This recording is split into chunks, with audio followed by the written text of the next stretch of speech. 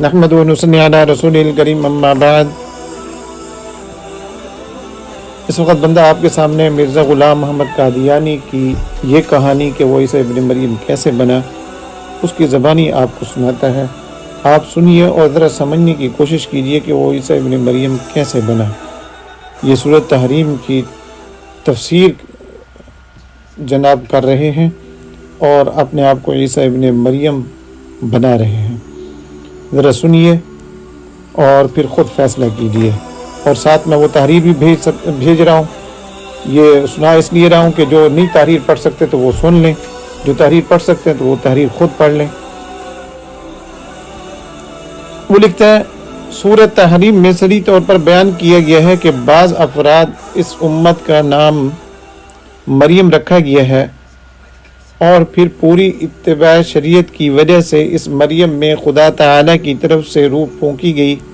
اور روح پھونکنے کے بعد اس مریم سے عیسیٰ پیدا ہو گیا، اور اسی بنا پر خدا تعالیٰ نے میرا نام عیسیٰ ابن مریم رکھا، کیونکہ ایک زمانہ میرے پر صرف مریمی حالت کا گزرا، اور پھر جب وہ مریمی حالت خدا تعالیٰ کو پسند آ گئی تو پھر مجھ میں اس کی طرف سے ایک روح پھونکی گئی، اور اس روح پھونکنے کے بعد میں مریمی حالت سے ترقی کر کے عیسیٰ بن گیا،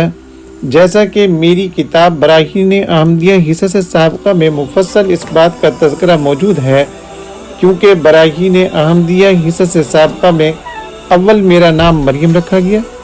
جیسا کہ خدا تعالیٰ فرماتا ہے، یا مریم اسکن انت و زوجک الجنہ، یعنی اے مریم تو اور وہ جو تیرا رفیق ہے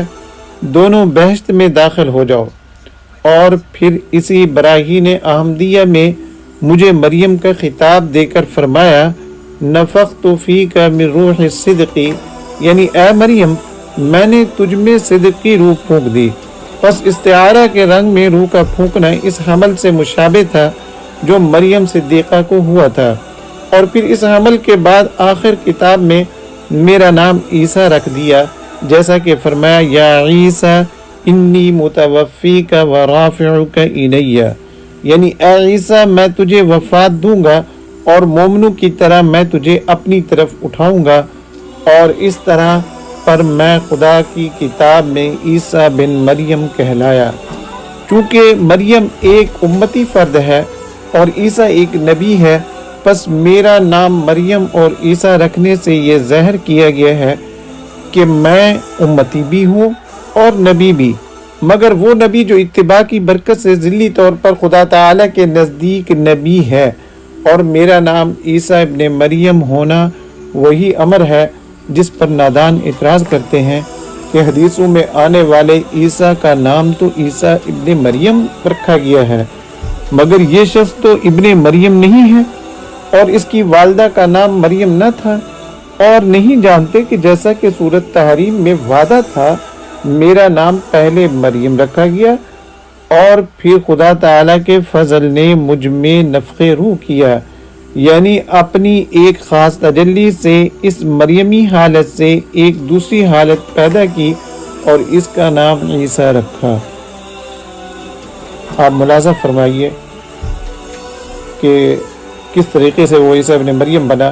یہ اس کا حوالہ ہے روحانی خزائن جلد نمبر 21 صفحہ نمبر 361، Bannummer 21, Seite Nummer 361۔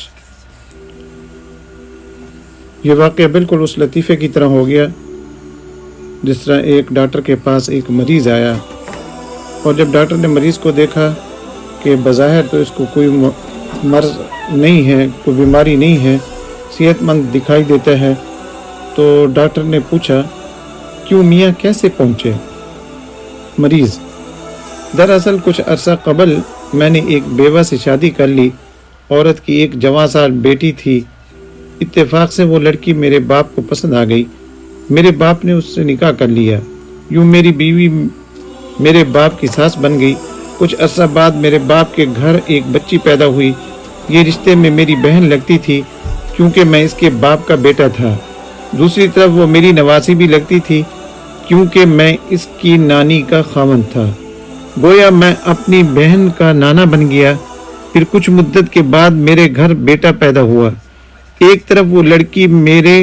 بیٹے کی سوتیلی بہن لگتی تھی کیونکہ وہ بچہ اس کی ماں کا بیٹا تھا،